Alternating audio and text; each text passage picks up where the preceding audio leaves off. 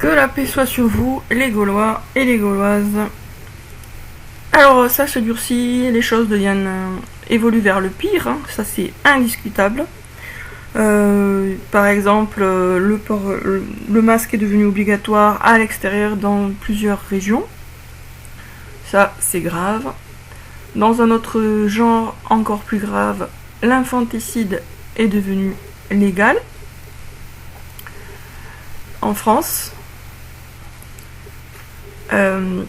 Alors, il faut savoir dans quel monde on vit.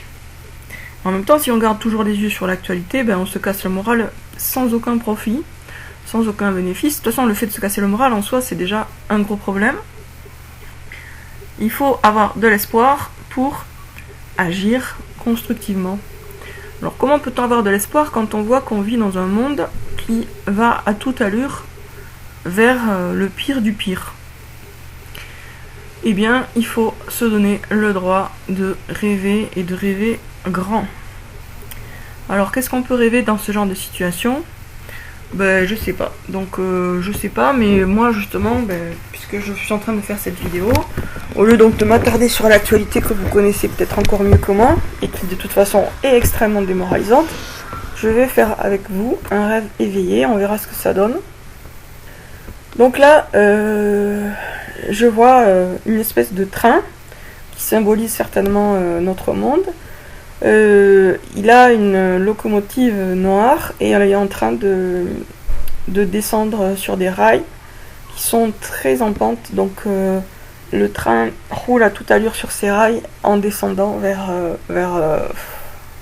une espèce de gouffre. On est dans le train, on est ballotté, secoué dans tous les sens par ce train qui roule et qui semble ne pas avoir de conducteur. Bon, il en a certainement, mais on ne le voit pas. Donc là, on va dire que plusieurs personnes, dont moi, font un effort pour rentrer dans la locomotive, pour essayer de prendre les commandes du train et pour l'arrêter. Donc on a réussi à forcer la porte, on s'y est mis à plusieurs, on était, on va dire, 5. On a réussi à défoncer donc la porte qui était bloquée et qui séparait la locomotive du premier wagon. Et donc on est rentré dans la locomotive où là, il n'y a personne. On essaye de freiner, mais le frein est cassé.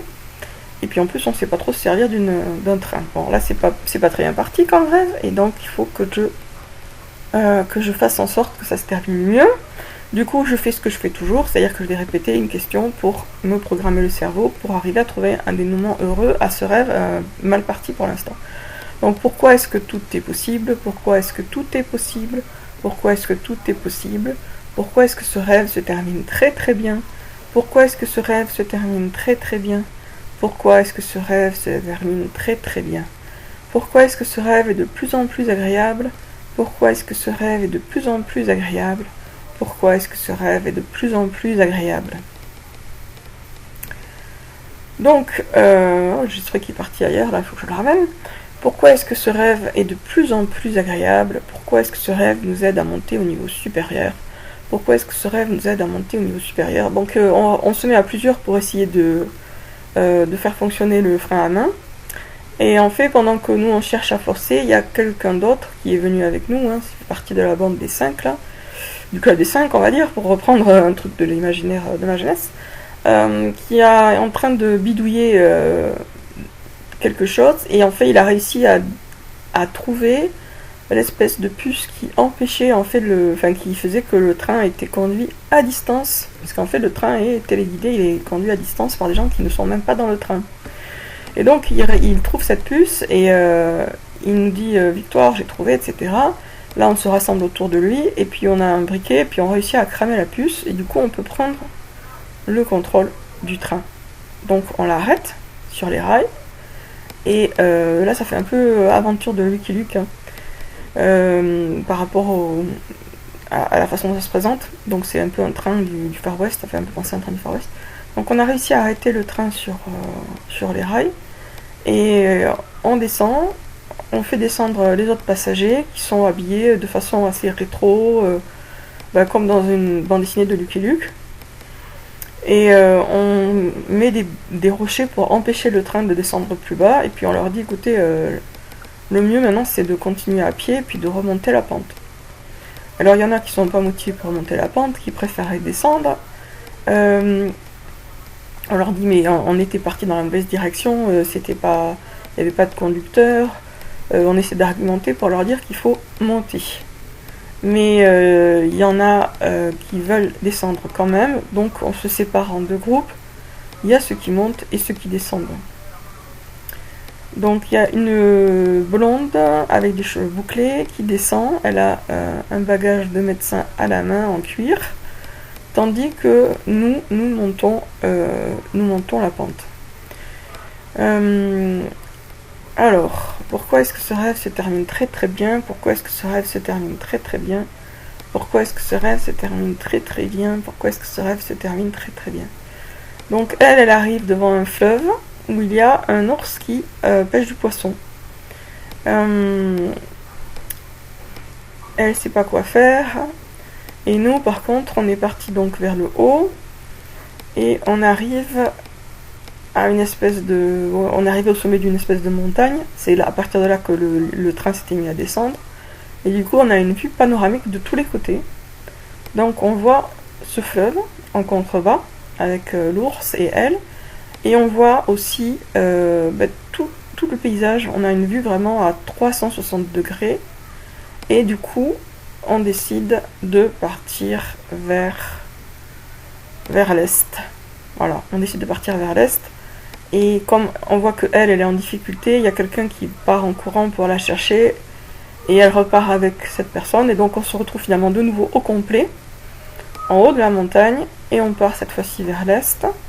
Donc on descend, c'est un chemin plutôt agréable, plutôt paisible, avec des fleurs. Alors pourquoi est-ce que ce rêve se termine très très bien? Pourquoi est-ce que ce rêve nous aide à monter au niveau supérieur? Pourquoi est-ce que ce rêve nous aide à monter au niveau supérieur? Pourquoi est-ce que ce rêve nous aide à monter au niveau supérieur? On arrive dans une espèce de prairie, et là on s'y installe, en style pionnier quoi, et on devient des fermiers.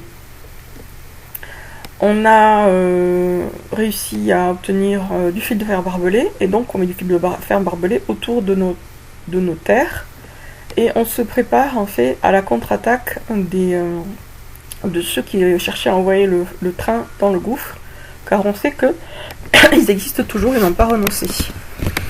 Alors, est-ce que je vais réussir à terminer ce rêve d'une façon positive? Ça ne me paraît pas évident. Alors, je vais voir si je peux trouver juste une image qui terminerait, même si c'est pas une histoire complète.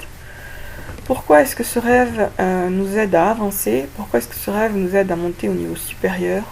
Pourquoi est-ce que tout est possible? Pourquoi est-ce que tout est possible? Pourquoi est-ce que tout est possible? Pourquoi est-ce que tout est possible? En fait, la blonde, elle n'a pas renoncé à franchir le fleuve, et donc elle prend des cours avec son fusil. Elle apprend à tirer, et après elle repart, cette fois-ci dans l'idée qu'elle ne laissera pas l'ours l'empêcher de franchir le fleuve. Elle arrive, il n'y a pas l'ours, donc elle n'a pas besoin de se servir de son fusil. Elle traverse le fleuve glacé, et elle explore une nouvelle région, et ensuite elle revient vers nous et nous raconte ce qu'elle a découvert. Donc elle avait un look qui avait l'air assez frivole et sophistiqué, mais au final elle se révèle être très très hardie, une hardie exploratrice. Et donc elle revient, elle nous raconte ce qu'elle a vu, et du coup on comprend que c'est probablement là que se terrent les méchants. En fait que c'est là qu'ils sont. Et on décide d'aller les attaquer. Mais on prépare ça très très bien. On le fait on se prépare très bien. Au niveau armes, au niveau formation paramilitaire. Et enfin, on se prépare aussi parce qu'on les attaque d'une façon extrêmement discrète et subtile. En fait, on les attaque de nuit. Et on a fait bien en sorte de complètement détourner leur attention sur autre chose. Donc on a attiré leur attention sur un autre point, parce qu'on a fait un grand feu, etc. Donc du coup, ils ont pensé que s'il y avait un danger, ils pourraient venir de tel endroit, et nous on est venus par l'autre endroit. Donc là, on a fait dans la stratégie militaire haut de gamme, et ça marche.